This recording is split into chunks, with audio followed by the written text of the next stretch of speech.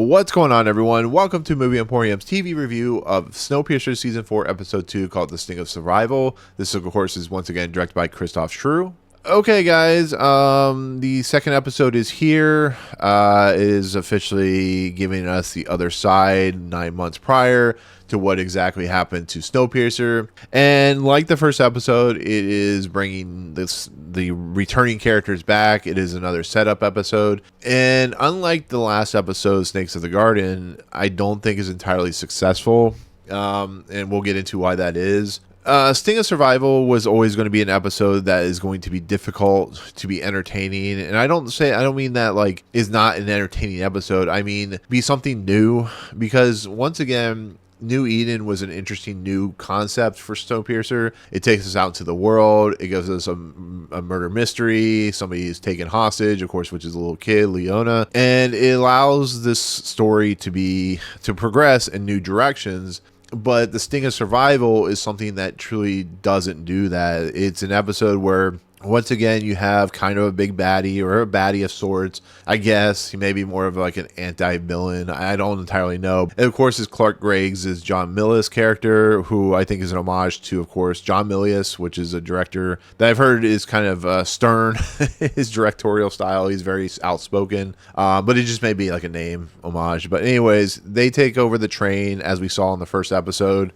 This is a continuation of that. They, of course, Bess and Bennett were out exploring. They saw some pieces, of course, from the rocket launch. And that's when they're taken hostage by this International Alliance group, which is kind of a mercenary group, to be fairly honest. It's a lot of the same stuff. We get a lot of introduction to what it's like for Snowpiercer in the last, however long it's been since they left Leighton and his group to go to New Eden. It's a lot of them trying to figure out, now that they're in another revolution, how do they talk to the New Eden group? Of course, Melanie is afraid that, she wants to see her daughter. She's worried, as mothers do. It's really kind of, it's what it is, and so on and so forth. But it's more of just the same on Snowpiercer. It's more of just like, Audrey and Bess are a thing, and they're working on the train and just having a life and dealing with the cold and everything. And then, of course, when the mercenary group takes over, Bess is shot, and I thought she was going to die like, Zara, who I called Sheila in the last episode that I talked about, which I know I made a mistake on. I thought she was going to die because I feel like this season is just going to kill everyone, to be fairly honest. But in the process, there's a reason that Milius is on this train. He needs to take it over for a reason. He's taking it, who I thought he was going to take it to, Wilford, because Wilford's on the poster, for God's sake. So, Sean Bean's going to come back at some point, or maybe it's just him on the poster because it's Sean Bean. It's a lot of that setup. It really is. It doesn't really get interesting until like 30 minutes into the episode, to be fairly honest. It's just a lot of like, oh, here we go, a bad guy taking over the train, and Melanie and Bennett and some of the crew have to figure out how to stop them from doing it. So they go outside and, mess with the train engine, and the people get taken hostage and put in another car, and they have to deal with the ice, and they have to deal with the weather because there's a hole in the top of the train or whatever. So they have to use, I'm going through this quickly, but they have to use a cloth of that, of course, Bess was using on the gun wound.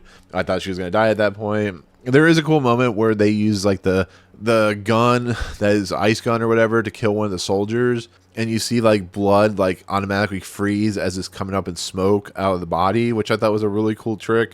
Shows how cold because they shoot out the window, but it shows how cold the outside is still, even though New Eden, of course, is very warm and so on and so forth. But that's a lot of what happens for 30 minutes. You could have done this in like 10 minutes and then have like the last part be really interesting and fleshed out. And they even do like a flash forward on it.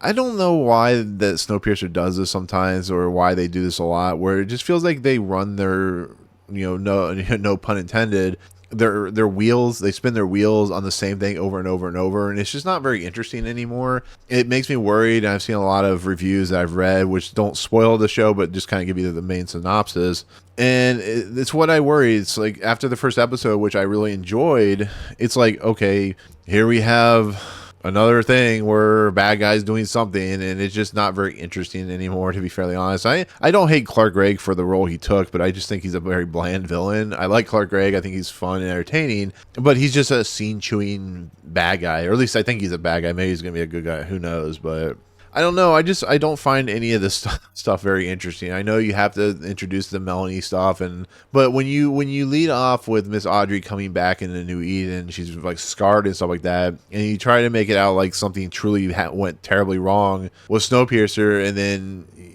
unfortunately, it is 10 episodes, so maybe they have to do this on purpose, and you don't really explain. You take so long to get to that point to where how she got onto this skiff.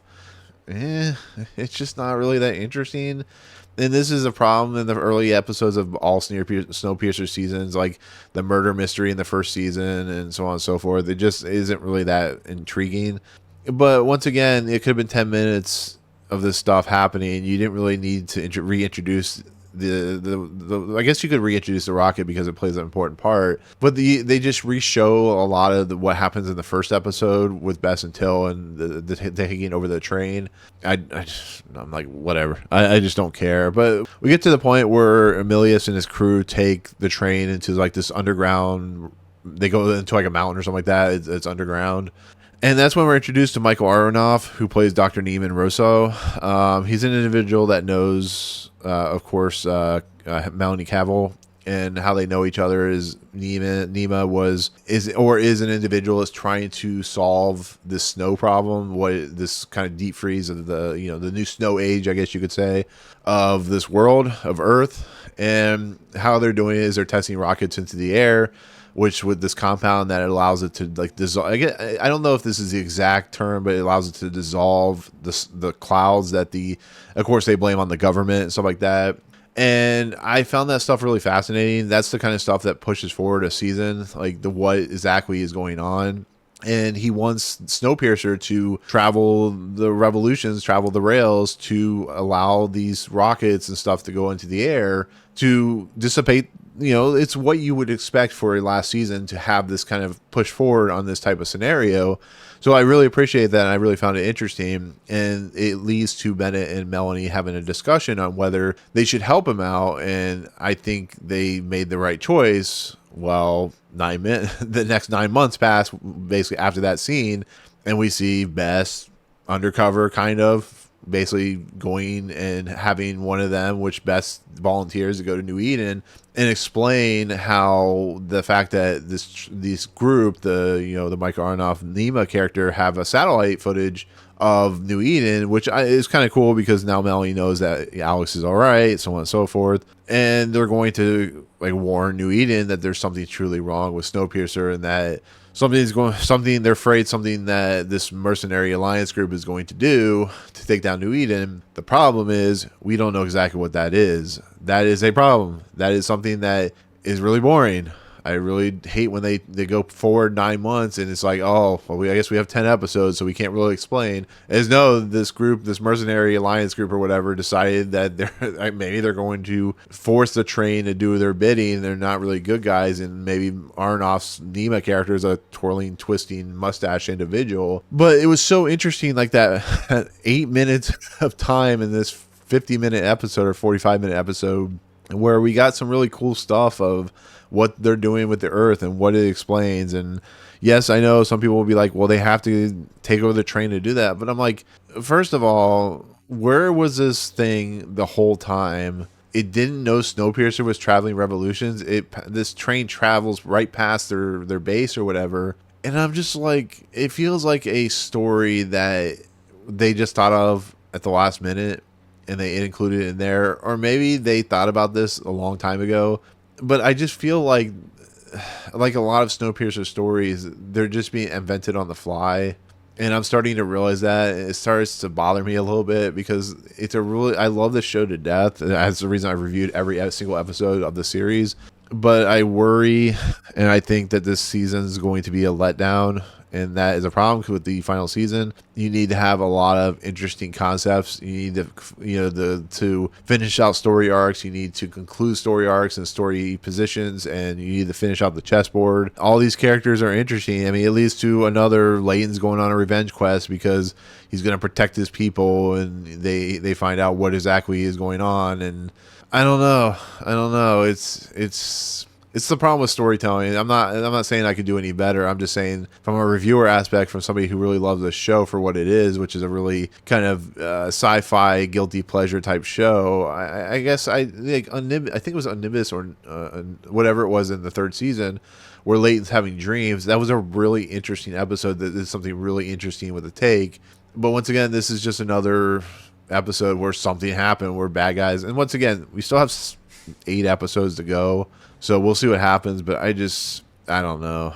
This episode is just really disappointing, to be fairly honest. It's not the worst episode I've seen in the series. There's some pretty bad episodes, but this one is just, it's kind of the low point I'm hoping for the second season. I hope it gets better, but we'll see. We'll see how it plays out. But for my final thoughts, this is an episode that just kind of spins the wheels on this season. It's getting close to the series finale, and if it's like this all the way to the end of the season, the end of the series, this is not going to be good. So overall, I'm giving this a 6 out of 10 because it still has some interesting moments that at least try, and it's still a Snowpiercer episode, so it's still fun to watch. But as a storytelling element, a 6 out of 10 is what this episode is. So overall, not the hugest fan of the episode, but still not the worst thing I've ever seen. So there you go. Anyways, with that said, that is going to be my take on Season 4, Episode 2 of Snowpiercer, which is called The Sting of Survival, now on AMC+. Yeah, check it out. I know you probably will. So anyways, thank you so much for watching. Thank you for watching these videos as always.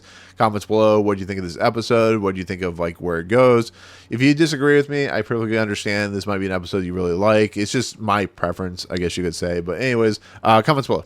Otherwise, thank you so much. If you like what you see on this channel, hit the subscribe button to join Movie Emporium. Hit that notification bell, top the fun that's coming next. If you like this video, awesome. Hit that like button. And as always, we'll see you guys on the next video. Peace out, guys.